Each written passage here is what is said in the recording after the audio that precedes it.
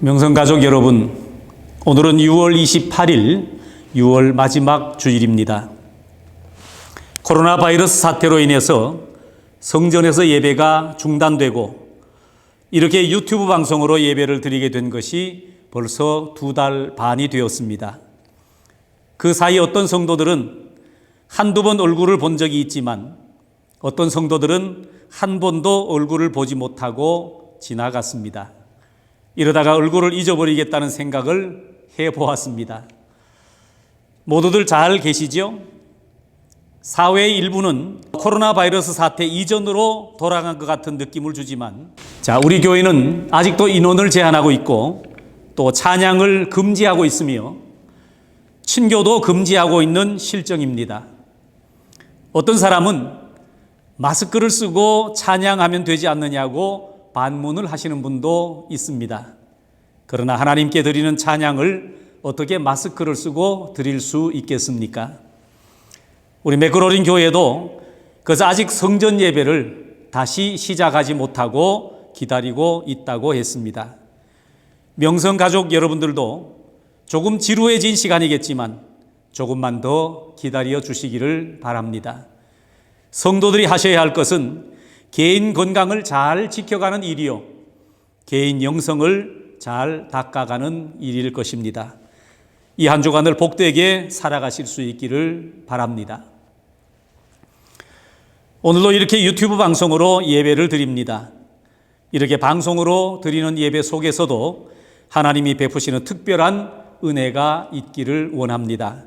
비록 방송으로 드리는 예배지만 온 가족이 함께 모여서 경건하게 드리실 수 있기를 바랍니다. 다음 주일은 맥추 감사 주일입니다. 보리를 추수하고 지켰던 감사절 절기인데 흔히 전반기를 잘 보내고 감사해서 지킨 절기입니다. 금주 성경 읽기는 열왕기상 8장 말씀부터 열왕기하 8장까지의 말씀을 읽으시면 되겠습니다. 이제 성경 본문을 읽고 말씀을 전하도록 하겠습니다. 오늘 본문은 구약 성경 25장 24절 말씀부터 34절까지의 말씀입니다. 제가 성경을 읽을 때에 여러분들도 찾으신 성경으로 함께 봉독하실 수 있기를 바랍니다. 구약 창세기 25장 24절 말씀부터 34절까지의 말씀입니다. 그 해산 기한이 찬즉 태에 쌍둥이가 있었는데 먼저 나온 자는 붉고 전신이 털옷 같아서 이름을 에서라 하였고 후에 나온 아우는 손으로 에서의 발꿈치를 잡았으므로 그 이름을 야곱이라 하였으며 리브가가 그들을 낳을 때에 이삭이 60세였더라. 그 아이들이 장성함에 에서는 익숙한 사냥꾼이었으므로 들 사람이 되고 야곱은 조용한 사람이었으므로 장막에 거주하니 이삭은 에서가 사냥한 고기를 좋아하므로 그를 사랑하고 리브가는 야곱을 사랑하였더라. 야곱이 죽을 쑤었더니 에서가 들에서 돌아와서 심히 피곤하여 야곱에게 이르되 내가 피곤하니 그 붉은 것을 내가 먹게 하라 한지라. 그러므로 에서의 별명은 에돔이더라. 야곱이 이르되 형의 장자의 명분을 오늘 내게 팔라. 에서가 이르되 내가 죽게 되었으니 이 장자의 명분이 내게 무엇이 유익하리요? 야곱이 이르되 오늘 내게 맹세하라. 에서가 맹세하고 장자의 명분을 야곱에게 판지라. 야곱이 떡과 팥죽을 에서에게 주매 에서가 먹으며 마시고 일어나 갔으니 에서가 장자의 명분을 가볍게 여김이었더라. 아멘.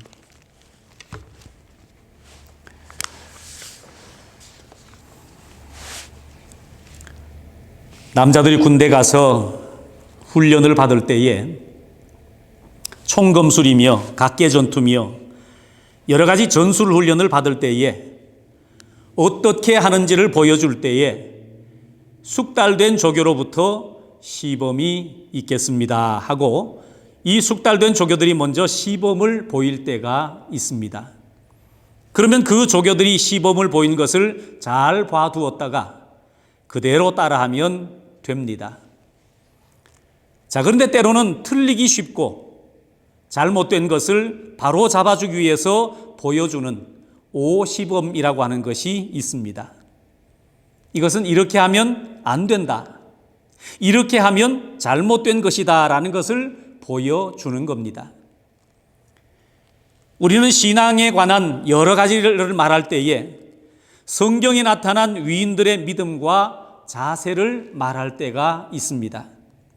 설교자들도 성경에 나타난 위인들의 예를 들어서 설교할 때가 많이 있습니다.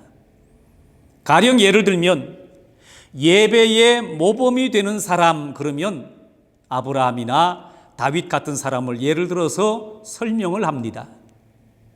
기도의 모범이 되는 사람 그러면 한나라든지 야곱이나 또 다윗 이런 사람들의 예를 들게 됩니다. 순종에 대해서 예를 들어 말하는 사람도 있고 봉사나 섬김에 대해서 예를 드는 사람도 있습니다. 성경에는 이렇게 신앙에 관한 바른 자세를 가진 사람들이 참으로 많이 있습니다. 그들을 말할 때에 신앙에 도전을 받기도 하고 그들의 신앙을 배우기를 간절히 원할 때가 있습니다. 또 그렇게 신앙생활을 해가면 나도 경건한 신앙을 소유해 갈 수가 있습니다. 우리는 지나간 주일에도 그 신앙을 담고 싶은 사람들에 대한 설교를 들었습니다. 히스기야 왕 같은 사람의 신앙, 또 온전하고 정직하며 하나님을 경외하고 악에서 떠난 욥 같은 사람을 닮아가야 될 것입니다. 자, 그런데 오늘 등장하는 에서라고 하는 사람이 있습니다. 이 에서는 설교에서 신앙의 예를 들기가 참 어려운 사람입니다. 우리는 언제나 야곱에 대해서 많은 설교를 들어왔습니다. 하나님의 축복을 사모한 사람, 광야에서 기도하다가 하나님의 응답을 받았던 사람, 힘들고 어려운 삶 속에서도 끝까지 하나님을 의지함으로 엄청난 축복을 받았던 사람, 이런 등등 야곱에 대한 설교를 무지무지 많이 들어왔습니다. 그런데 오늘 등장하는 에서에 대해서는 그리 설교를 들어보지 않았을 것입니다. 왜냐하면 그를 통해서 신앙의 어떤 도전을 받을 만한 일이 거의 없기 때문입니다.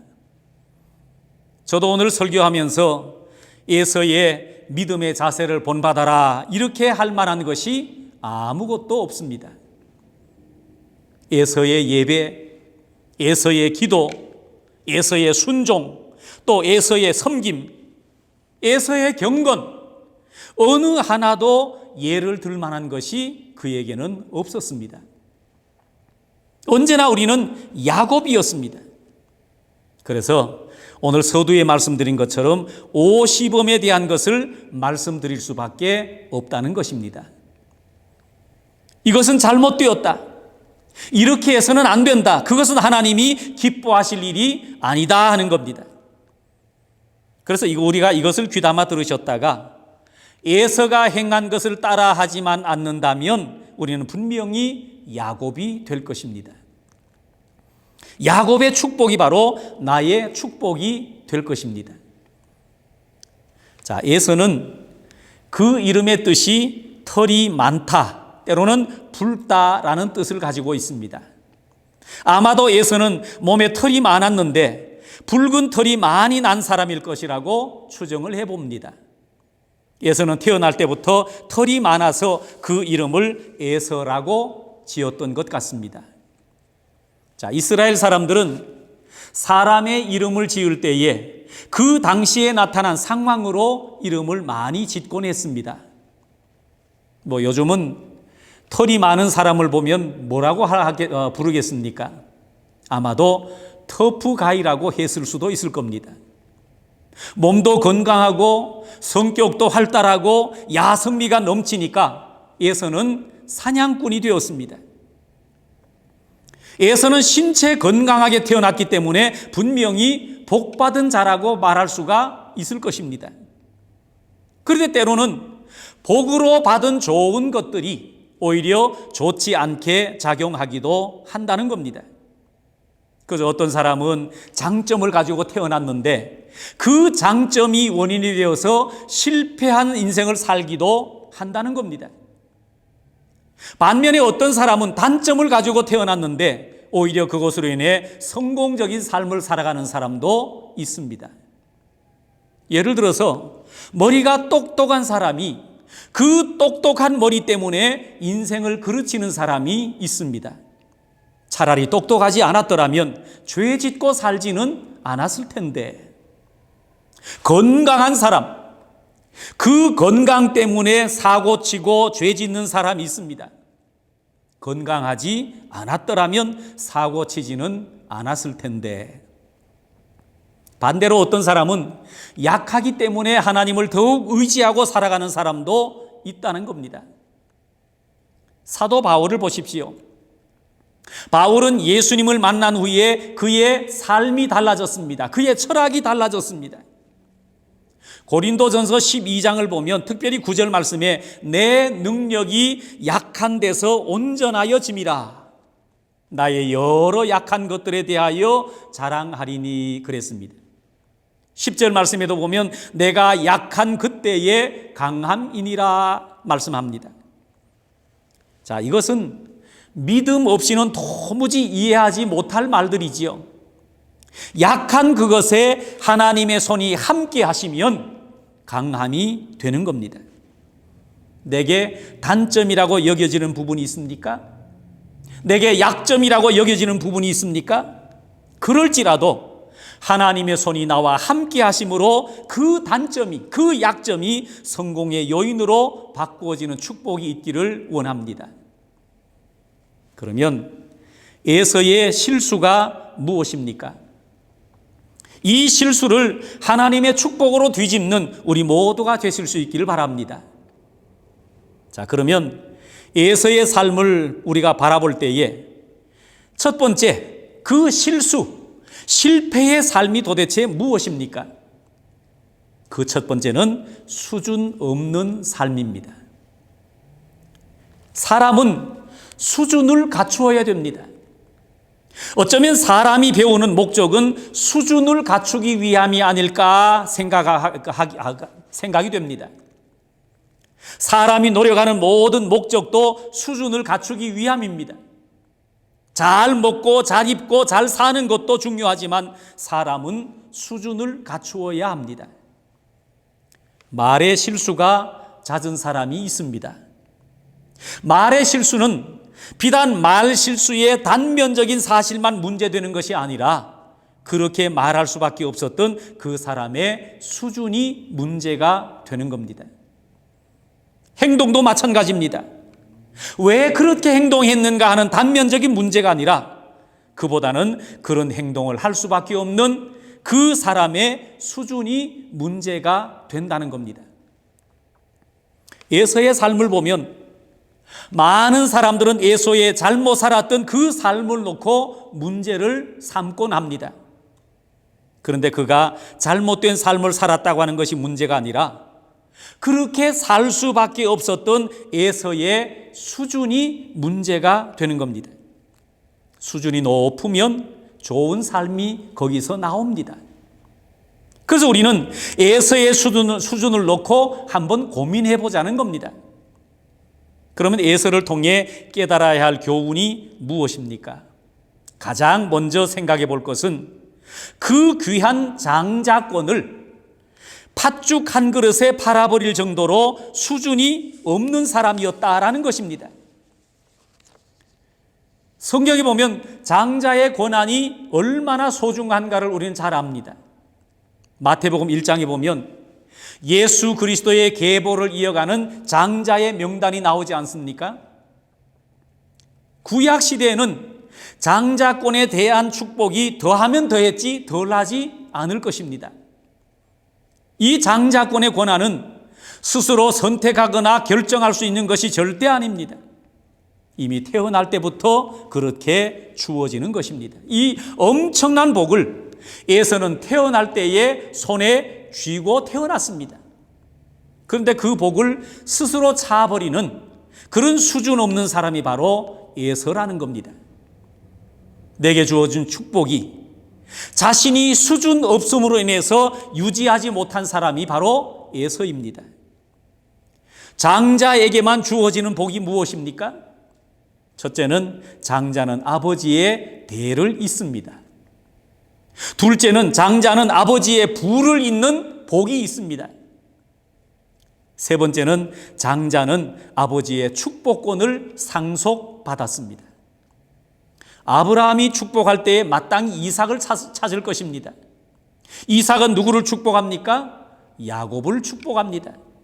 야곱은 그 아들 유다를 축복합니다. 아버지의 축복권을 이어간다고 하는 것 굉장한 축복입니다. 마지막 네 번째는 장자는 예수 그리스도의 혈통을 이어가는 복을 받습니다. 성경은 말씀하지요. 아브라함은 이삭을 낳고 이삭은 야곱을 낳고 야곱은 유다를 낳고 예수 그리스도의 혈통을 이어가는 복이 장자를 통해 이어져 가는 겁니다. 위에서 언급한 어떤 복보다도 가장 큰 복이 예수 그리스도의 계보를 잇는 축복입니다. 장자의 이름만 거기에 나오는 것입니다. 원래 에서가 장자였으니까 이 엄청난 계보에 에서의 이름이 올라가는 것은 분명 맞는 일입니다. 아브라함이 이삭을 낳고 이삭이 에서를 낳고 이렇게 기록이 되어져야 되는데 에서의 이름이 그만 탈락되어져 버리고 말았습니다. 그래서 아브라함이 이삭을 낳고 이삭이 야곱을 낳고 야곱이 유다를 낳고 이렇게 기록되어 버렸습니다. 에서의 자리에 야곱이 들어갔습니다. 그러니 에서가 얼마나 어리석은 사람입니까? 자, 에서가 야곱에게 장자권을 빼앗긴 결정적인 사건이 무엇입니까? 바로 팥죽 사건입니다. 에서는 요즘 말로 터프가이 아닙니까? 덩치 좋고 건강한 야성적인 산사나이입니다. 에서의 취미는 사냥이었습니다. 어느 날 에서가 사냥을 갔다가 돌아왔습니다. 무지무지 배가 고픈데 마침 야곱이 팥죽을 끓이고 있었습니다. 배가 고픈 에서가 야곱에게 야, 나 배고프다. 팥죽 좀 주라. 그때 야곱의 배는 어떠했을까요? 야곱도 배고프기는 아마 마찬가지였을 것입니다. 가족을 제쳐놓고 혼자 배불리 먹고 있지는 않았을 것입니다. 또 배가 불렀다면 구태여 팥죽을 쏠 리는 없었을 것입니다. 그러니 배고픔으로 치자면 형이나 동생이나 마찬가지였을 것입니다. 똑같이 배고파도 수준 있는 사람이 배고픈 것하고 수준 없는 사람이 배고픈 것하고는 다르더라 하는 것입니다. 에서가 동생 야곱에게 야, 나 배고프다. 팥죽 좀 주라. 그때 야곱은 팥죽을 어떻게 그냥 줘? 나한테 장자권을 줘라. 그러면 내가 팥죽을 줄게. 똑같이 배고픈데 야곱은 장자의 명분을 더 좋아했습니다. 이것이 바로 야곱과 에서의 수준의 다른 모습입니다. 똑같이 고생을 해도 밥을 굶고 책을 사는 사람이 있는가 하면 책을 팔아서 밥을 사 먹는 사람이 있더라는 겁니다. 이 두 사람의 말을 들여다보면 다 일리가 있는 말을 합니다. 건강이 최고야. 병들어서 죽으면 책이 무슨 소용이야. 일단 밥을 먹어야 돼. 맞는 말이지요. 또 한 사람은 당장 굶을지라도 미래를 위해서 책을 사서 봐야 해. 이 말도 맞는 말입니다. 그러나 제가 공부했던 시절에는 굶으면서도 책을 사는 사람이 많았었습니다. 야곱과 에서를 봐도 아주 조금 차이가 나는 인생입니다. 두 사람의 말이 다 맞게 들릴 수도 있습니다. 지금 배고파 죽게 생겼는데 장자권이 무슨 소용이야? 그런데 야곱의 생각은 조금 다릅니다. 장자의 복이 팥죽 한 그릇보다 귀하다는 것, 그 속에는 수준이라고 하는 것이 담겨져 있는 겁니다. 히브리서 기자는 에서의 행동을 이렇게 표현을 했습니다. 히브리서 12장 16절 말씀에 보면 혹 한 그릇 음식을 위하여 장자의 명분을 판 에서와 같이 망령된 자가 없도록 살펴라. 에서의 그 행동을 망령된 행동이라고 했습니다. 수준 없는 행동은 망령된 것입니다. 자, 에서는 이 부분에서 실수를 했습니다. 내 앞에 놓여 있는 큰 일이든 작은 일이든 수준 있는 결정을 하면서 살아야 될 것입니다. 자, 두 번째는 에서는 결혼하는 일에도 실수를 했습니다. 남자든 여자든 결혼을 잘 해야 된다는 것은 이건 중요한 일입니다. 남자는 장가를 잘 가야 하고 여자는 시집을 잘 가야 합니다. 인생에서 예수님을 만나는 것 다음으로 중요한 것이 결혼하는 일이 아닐까 생각합니다. 특히 여자분들이 잘 들으셔야 합니다. 역사 가운데 보면 훌륭한 남자를 보면 반드시 그 뒤에 훌륭한 여자가 있었습니다. 뒤집어 생각해 보면 훌륭한 남자가 없다는 말은 곧 훌륭한 여자가 없다는 뜻이 되기도 할 것입니다. 남자가 바보 온달 같을지라도 평강공주만 만나면 아마 장군이 되었을 것입니다. 만일 여러분들이 바보 온달을 만났다면 그를 장군으로 만들 수 있었겠습니까? 모르긴 해도 아마 둘 다 바보처럼 살았을지도 모릅니다. 자, 여자들이 희생해서 남편을 훌륭한 장군으로 만들었다면 그 아내는 장군 부인이 될 것입니다.